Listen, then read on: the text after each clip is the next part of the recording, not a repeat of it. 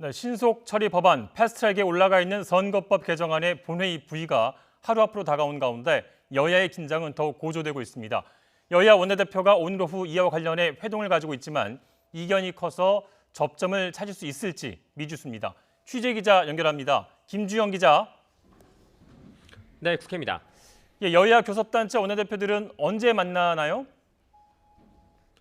네, 여야 3당 교섭단체 원내대표들은 어제 이어 오늘 오후 3시에 회동을 갖습니다. 더불어민주당 이인영, 자유한국당 나경원, 바른미래당 오신환 원내대표가 모두 참석할 예정입니다. 오늘 회동의 핵심 주제는 패스트트랙에 올라가 있는 선거법 개정안과 공수처 법안 처리 방안입니다. 일단 패스트트랙에 올라 있는 선거법 개정안의 부의, 다시 말해서 국회 본회의로 안건을 보내는 절차가 하루 앞으로 다가왔는데요.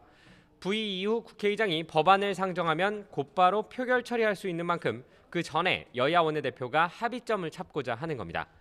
강행 처리가 부담스러운 민주당이나 통과 절차를 손 놓고 지켜볼 경우 당 안팎의 비판이 쏟아질 한국당 모두 협상의 필요성을 느끼고 있습니다. 다만 여전히 양측의 이견은 큽니다.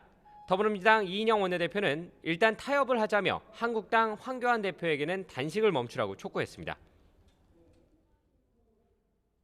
우리 국민은 여론을 통해서 황교안 대표의 단식에 공감하지 않는다 67.3%, 그리고 공감한다 28.1%의 여론을 보여주고 있습니다. 국민의 뜻대로 지금은 단식할 때가 아니라 협상에 나설 시간이라는 점을 말씀드립니다. 반면 한국당 나경원 원내대표는 황 대표가 목숨을 건 투쟁을 하고 있다고 강조하면서 최종 책임자인 문재인 대통령이 나서 패스트트랙 무효 선언을 해야 한다고 촉구했습니다.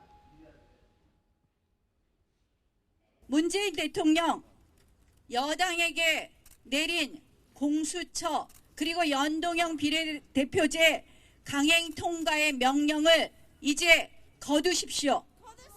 이 문제, 패스트트랙 폭거를 막을 마지막 책임은 문재인 대통령에게 있습니다. 패스트트랙 법안 처리만큼이나 총선을 앞둔 야권의 큰 이슈는 바로 보수 통합인데요. 오늘 아침 유승민 의원이 황교안 대표를 찾아갔다고요?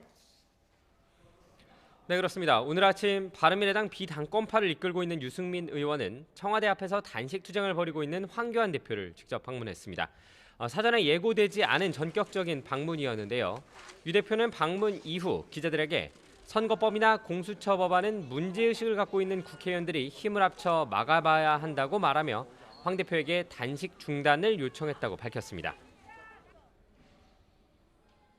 황 대표님 기력이 많이 좀 떨어지신 것 같고요.